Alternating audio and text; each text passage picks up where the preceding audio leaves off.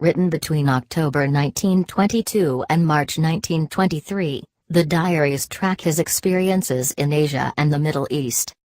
In them, he makes sweeping and negative generalizations, for example calling the Chinese industrious, filthy, obtuse people.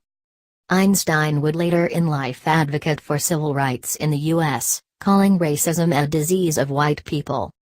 Published by Princeton University Press, The Travel Diaries of Albert Einstein, The Far East, Palestine, and Spain, 1922–1923 was edited by Zev Rosenkrantz, Assistant Director of the California Institute of Technology's Einstein Papers Project. Einstein traveled from Spain to the Middle East and via Sri Lanka, then called Ceylon, on to China and Japan.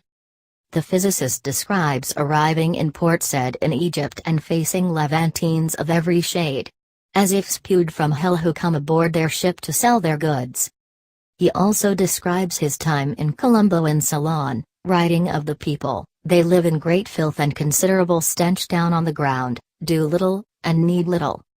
According to a piece in The Guardian about the diaries, he describes Chinese children as spiritless and obtuse, and calls it a pity if these Chinese supplant all other races.